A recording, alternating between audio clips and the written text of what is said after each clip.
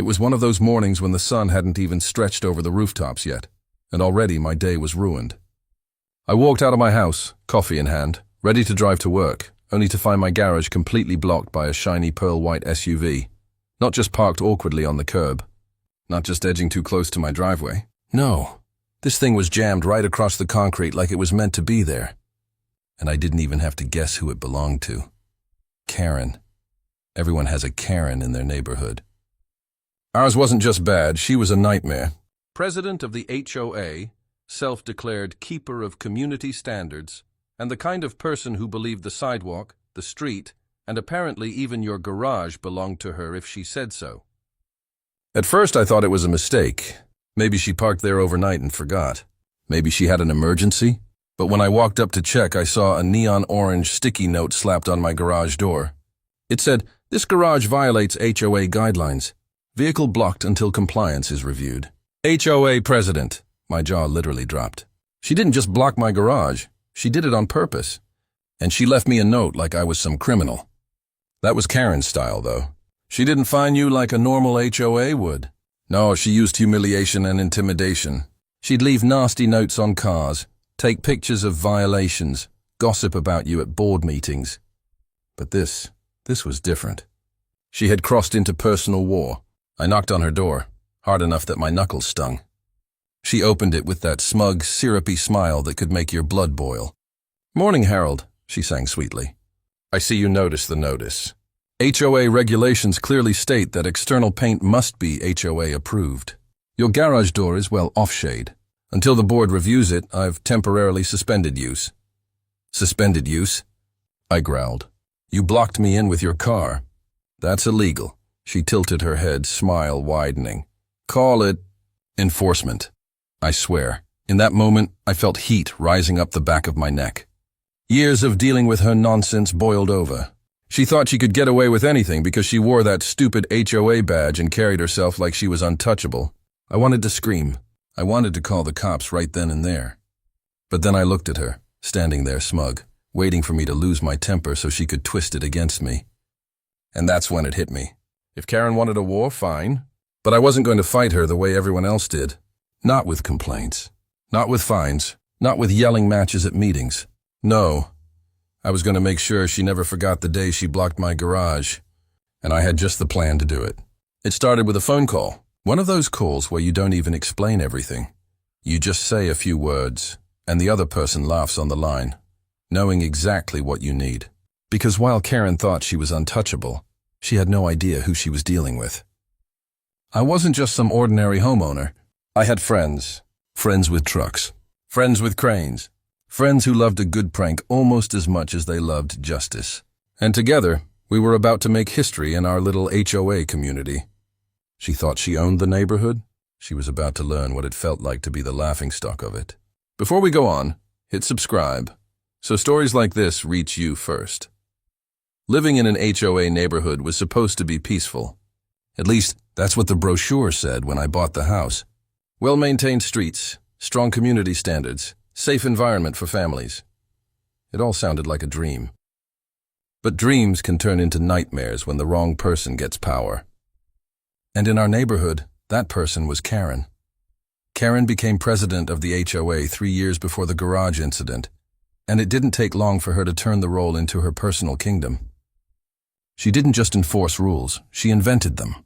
If she didn't like the color of your flowers, you got a violation notice. If your trash bins weren't tucked in at a perfect 90-degree angle, she fined you. She'd even measure grass with a ruler to make sure lawns were within regulation height.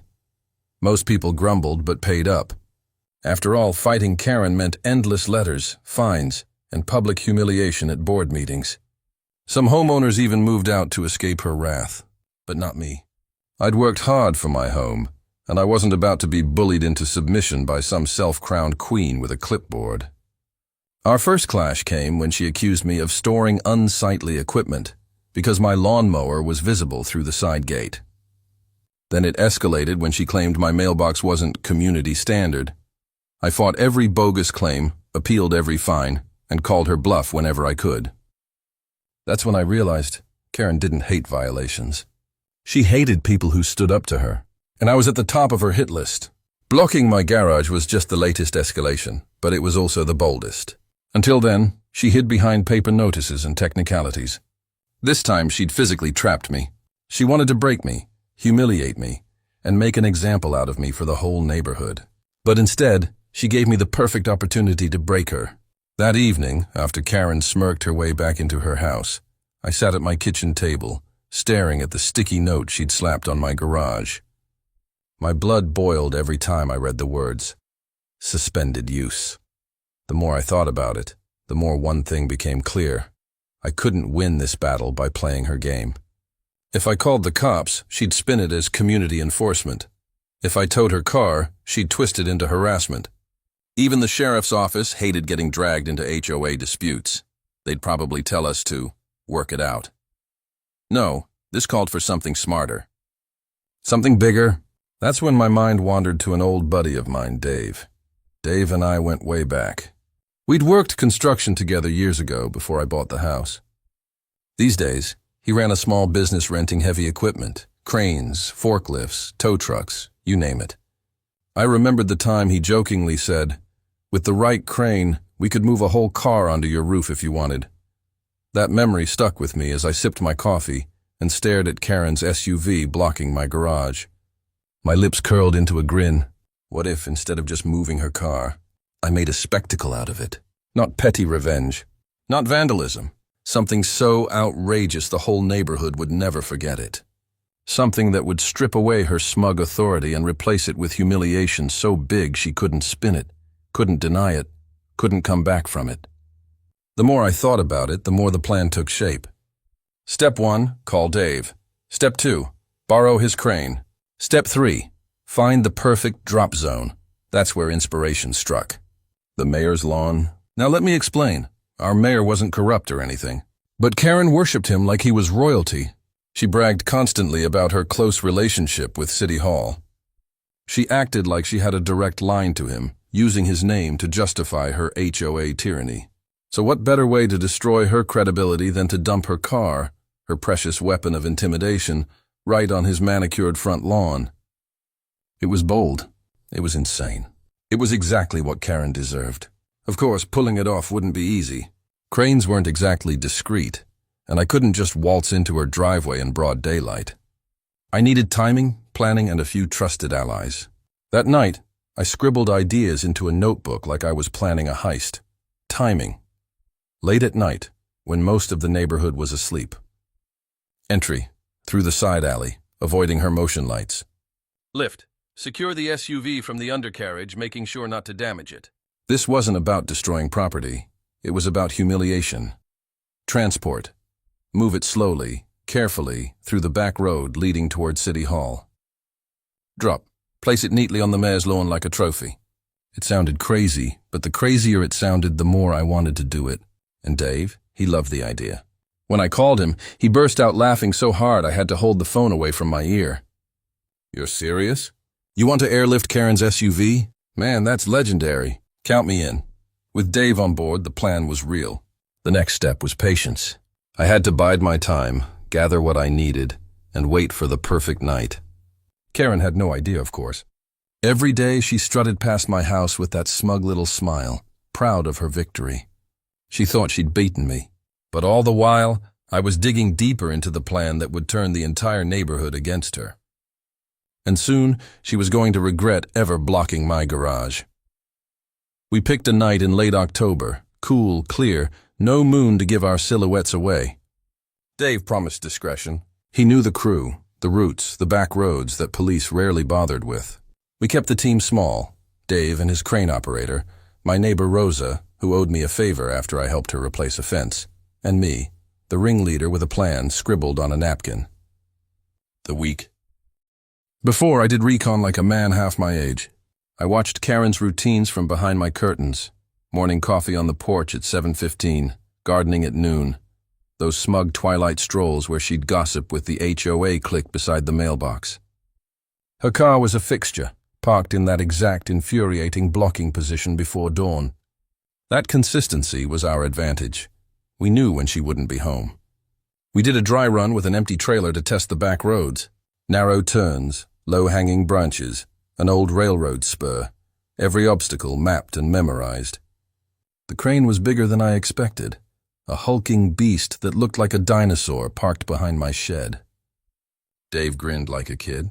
"You sure you want to do this, Harold?" he asked. I nodded. My hands didn't shake. Maybe adrenaline had steadied them. On the night, we moved like burglars in Sunday suits. Dave's operator slung the crane into place down a side alley while Rosa and I kept lookout. The sleepy neighborhood was a grid of dark squares.